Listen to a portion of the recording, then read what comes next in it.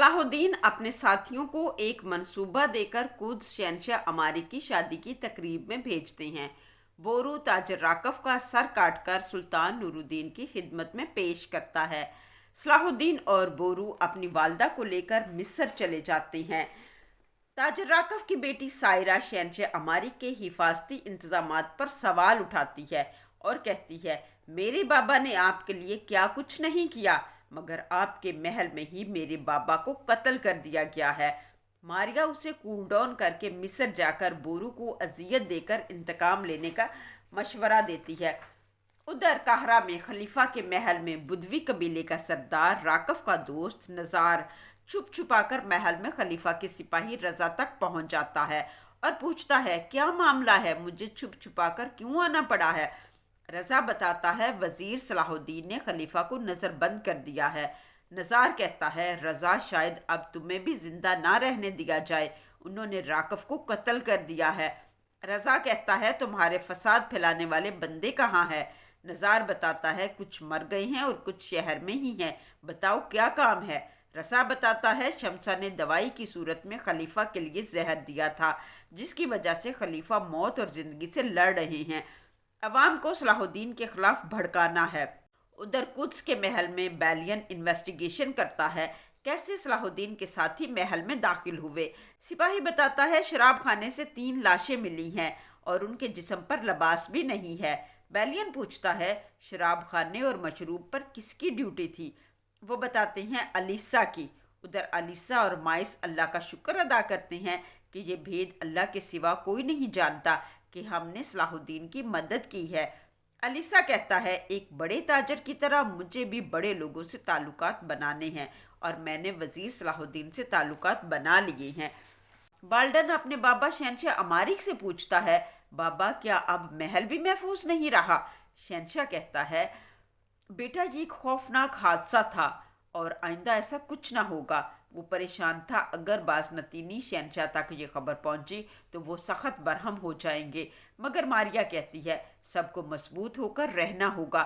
سائرہ سے میں نے بات کر لی ہے، اب سائرہ قاہرہ میں ہمارے لیے خطرہ نہیں بلکہ فائدہ مند ثابت ہوگی۔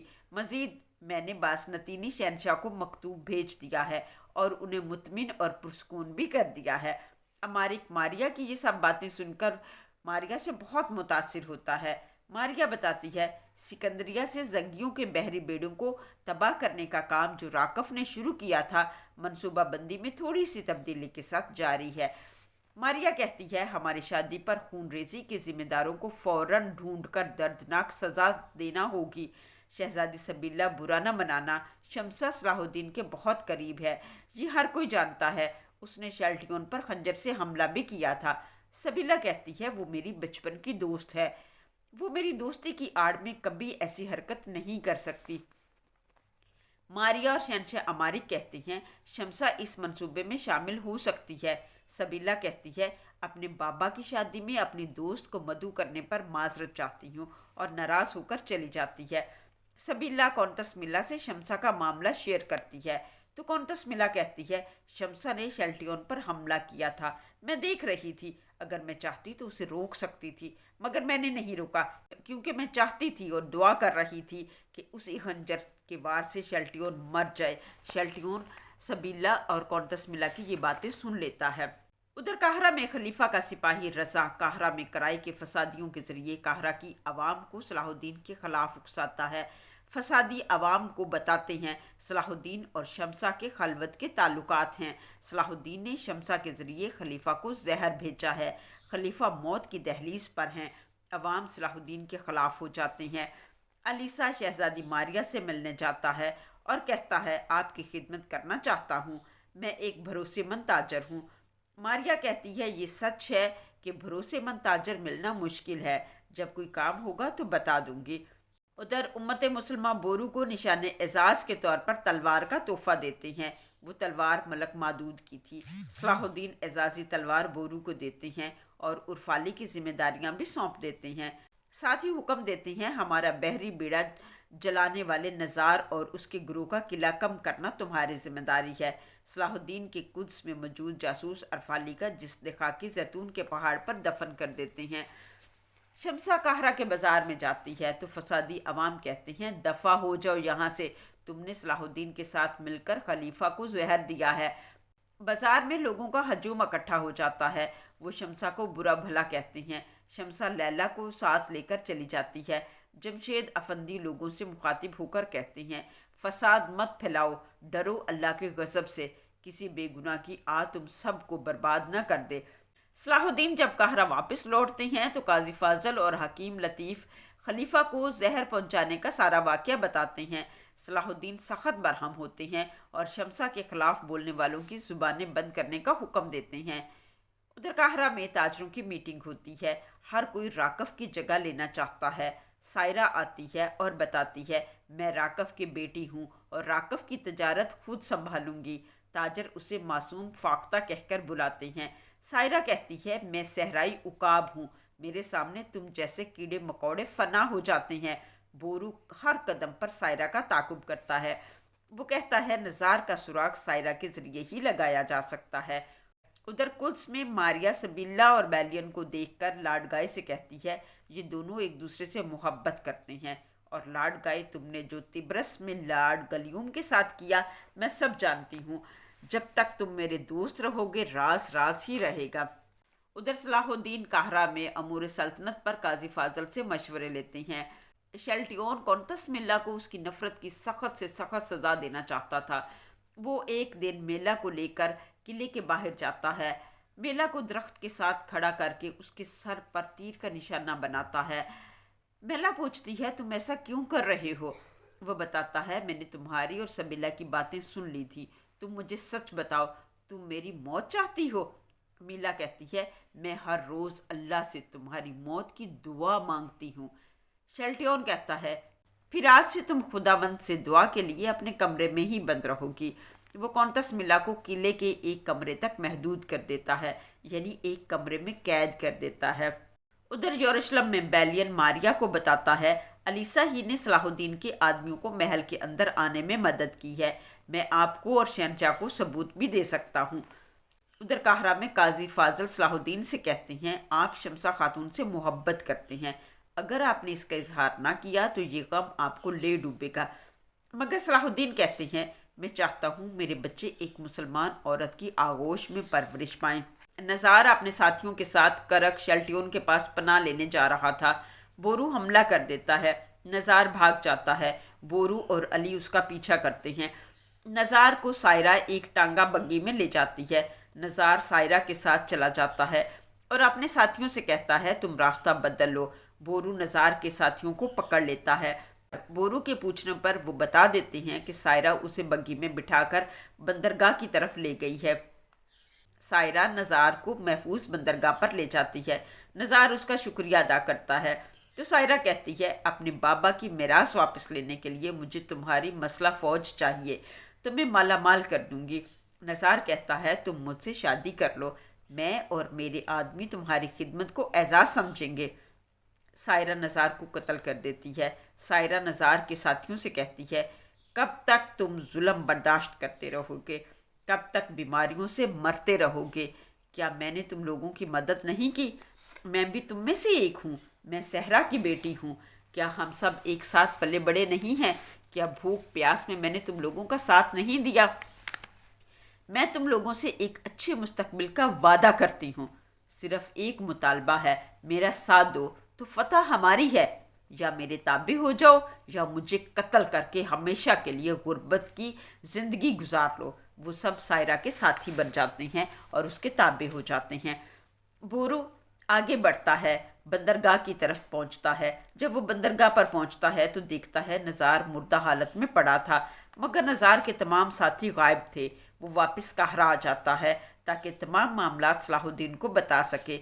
صلاح الدین بورو سے کہتے ہیں معاملہ سنگین ہے، اس پر نظر رکھو۔ ادھر یروشلم میں ماریا امارک کو بتاتی ہے بازنطین سے بحری بیڑا آ رہا ہے، نور الدین اسے روکنے کی کوشش کرے گا، ہمیں اس کے لیے حفاظتی اقدامات کرنے ہوں گے۔ لاڈ گائے کہتا ہے یہ کام بڑی رازداری سے ہو رہا ہے، نہ نور الدین نہ صلاح الدین کسی کو کانو کان خبر نہ ہوگی۔ ماریا کہتی ہے بہتر ہے انہیں علم ہو جائے۔ بیلین کہتا ہے علیسا صلاح الدین کے لیے کام کر رہا ہے، اس کو بتا دیں، وہ صلاح الدین کو بتا دے گا۔ صلاح الدین اپنے لشکر کے ساتھ رملہ جائے گا، لیکن ہمارا بحری بیڑا انطاکیہ کے راستے سے آئے گا۔ ماریا کہتی ہے زنگیوں کو عارضی فتح پر خوش ہونے دے، وہ ہمارا سکندریہ کے راستے پر تعاقب کریں گے، ہم خاموشی سے دوسرا راستہ اختیار کریں گے۔ شہنشاہ امارک بیلین سے کہتا ہے ماضی کے قصے ایک طرف ہوئے، اب تمہیں اپنی اطاعت اور فرما برداری دکھانے کا موقع مل رہا ہے۔ تم صلاح الدین کا دھیان بٹاؤ گے اور اسے ماریا علیسا کو رملہ کی طرف متوجہ کرو گے۔ فوجی ساز و سامان کی ضرورت ہے، یروشلم کے باہر میرے فوجی تم سے ملیں گے۔ اور ایک تھیلی علیسا کو دے کر کہتی ہے یہ تھیلی بھی تم ان تک پہنچا دینا اور میرا فوجی ساز و سامان بھی ان تک پہنچا دو۔ ادھر قاہرہ میں صلاح الدین خلیفہ کی خیریت معلوم کرنے جاتے ہیں۔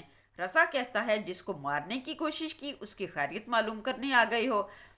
صلاح الدین کہتے ہیں محل میں ایک معصوم عورت پر الزام لگایا جا رہا ہے، میں تمہیں تنبیہ کرنے آیا ہوں، تم آگ سے کھیل رہے ہو، اگر تم نے شمسہ خاتون پر الزامات لگانے جاری رکھے تو تمہیں اس کی بھاری قیمت چکانی ہوگی۔ صلاح الدین محل سے واپس لوٹ جاتے ہیں۔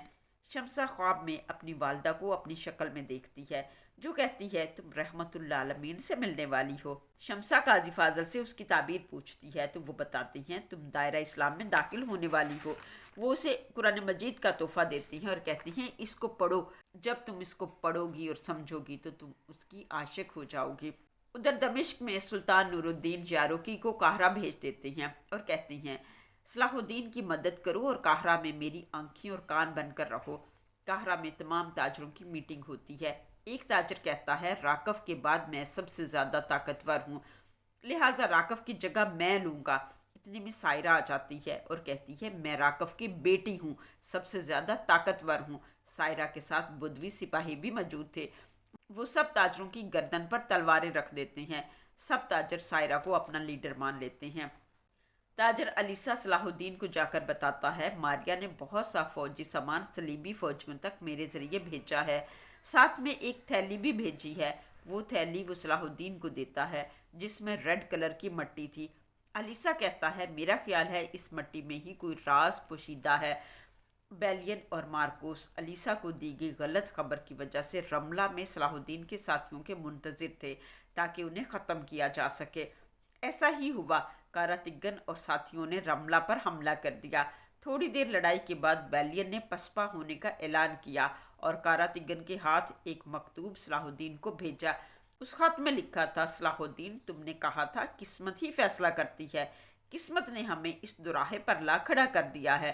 تم نے اور سلطان نور الدین نے جو میری حمایت کی اس کے لیے میں آپ کا شکر گزار ہوں، مگر میں بیلین ایبلین کا کونٹ ہوں، میں قدس میں رہ کر ایک جاسوس بن کر نہیں رہ سکتا، اب اپنی سلطنت میں سکون سے رہوں گا، میں جو صحیح سمجھتا ہوں وہی کروں گا، اپنی سرزمین کی حفاظت اور رعیا کی بہتری کے لیے ہم ایک جیسے ہیں، ایک نہیں ہیں۔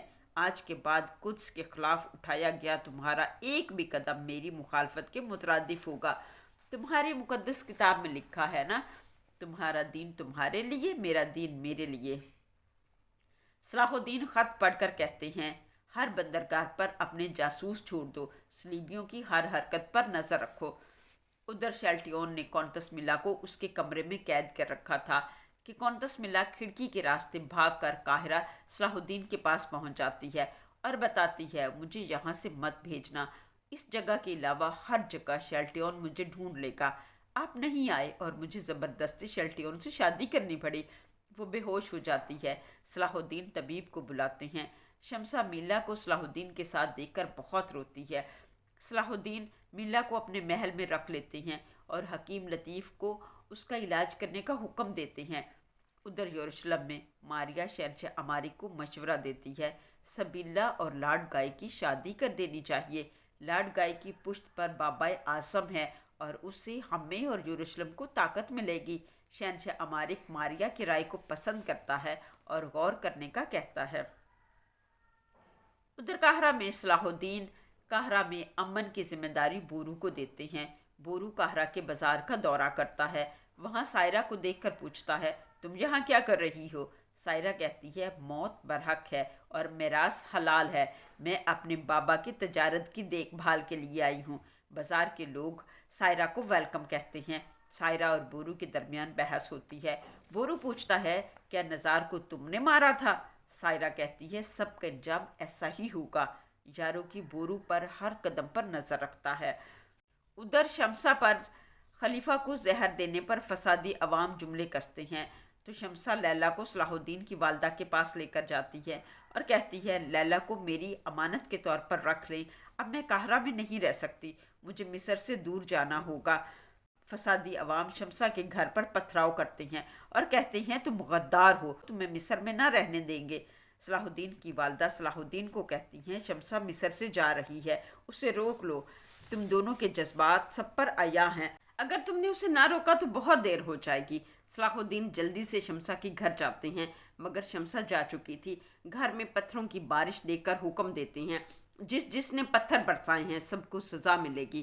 خلیفہ کا سپاہی رضا سپاہیوں کے ساتھ شمسہ کا پیچھا کرتا ہے۔ اس کا منصوبہ تھا جب شمسہ مصر کی حدود سے باہر جائے گی تو اسے پکڑ کر قتل کر دیا جائے گا۔ وہ شمسہ کو راستے میں پکڑ لیتا ہے اور کہتا ہے خلیفہ کے سامنے جا کر تمہیں قتل کروں گا۔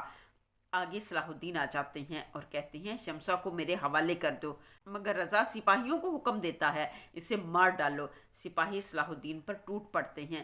صلاح الدین ان کا مقابلہ کرتے سب کو قتل کر دیتے ہیں اور شمسہ کو واپس لے آتے ہیں اور شادی کے لیے پرپوز کرتے ہیں اور اسے اپنے محل میں لے آتے ہیں۔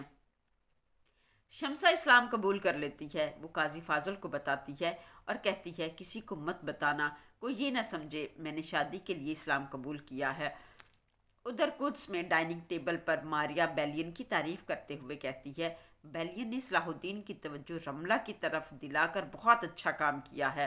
اب ہمارا بحری بیڑا انطاکیہ سے روانہ ہوگا۔ ان کی توقع اسکندریہ ہے اور ہم انطاکیہ کی بندرگاہ استعمال کریں گے۔ سب اس خوشی کے موقع پر شراب نوشی کرتے ہیں۔ اس ڈائننگ ٹیبل پر شہنشاہ امارک سبیلا اور لارڈ گائے کی شادی کا اعلان کرتے ہیں۔ سبیلا اس شادی سے خوش نہ تھی۔ وہ ایبلین میں بیلین کے پاس چلی جاتی ہے اور کہتی ہے بیلین میرا محل میں رہنا ممکن نہیں رہا، اس لیے میں یہاں آ گئی ہوں، میں تمہارے ساتھ رہنا چاہتی ہوں۔ میرے بابا میری شادی لارڈ گائے سے کرنا چاہتے ہیں، کیا تم مجھ سے شادی کرو گے؟ بیلین کہتا ہے سبیلا میں ضرور تم سے شادی کرنا چاہتا ہوں، مگر اس طرح نہیں، تمہارے بابا ہماری شادی کی اجازت ضرور دیں گے۔ بالڈن اپنے بابا کو سبیلا کا خط دیتا ہے جس میں لکھا تھا وہ ایبلین جا رہی ہے۔ شہنشاہ امارک لارڈ گائے کو ایک مکتوب دے کر ایبلین بھیجتے ہیں تاکہ وہ سبیلا کو واپس لے آئے۔ شہنشاہ امارک ولیم کو کہتے ہیں سبیلا بیلین سے محبت کرتی ہے، میں جاننا چاہتا ہوں کیا بیلین بھی سبیلا سے ایسی ہی محبت کرتا ہے؟ اگر بیلین کا عشق سچا ہوا تو میں ان دونوں کی شادی بخوشی کر دوں گا۔ ولیم کہتا ہے لیکن آپ تو لارڈ گائے اور شہزادی کی شادی کا اعلان کر چکے ہیں۔ شہنشاہ امارک بیلین سے تنہائی میں بات کرتے ہیں اور سمجھ جاتے ہیں بیلین بھی سبیلا سے عشق کرتا ہے۔ وہ لارڈ گائے کو کہتے ہیں بیلین اور سبیلا ایک دوسرے سے محبت کرتے ہیں، اس لیے معذرت کے ساتھ تمہاری شادی سبیلا کے ساتھ نہیں کروں گا۔ ماریا شہنشاہ کے اس فیصلے پر اعتراض کرتی ہے مگر شہنشاہ کہتا ہے جو جذبات کو نہ سمجھے وہ حکومت کرنے کا کوئی حق نہیں رکھتا۔ ادھر سائرہ بورو کے پاس جاتی ہے اور کہتی ہے میں تجارتی سامان لے کر قسطنطنیہ سے دینجیاب جاؤں گی، مجھے صلاح الدین سے ملنا ہے۔ بورو کہتا ہے سائرہ خاتون، صدمہ تازہ ہے اور تم دولت کے پیچھے بھاگنے لگی ہو۔ سائرہ کہتی ہے صدمہ زندہ رہے گا، زندہ بابا کی میراث کے تحفظ سے اسے زندہ رکھوں گی۔ بورو کہتا ہے خونی میراث، تمہارا کیا خیال ہے وزیر کے محل میں تمہیں خوش آمدید کہا جائے گا؟ سائرہ کہتی ہے کیا اولاد اپنے والدین کے گناہوں کی سزا بھگتتی رہے گی؟ بورو کہتا ہے وہ اولاد جو شریک جرم نہ ہو۔ پھر بھی میں تمہیں بتا دوں گا کب وزیر صلاح الدین تم سے مل سکتے ہیں۔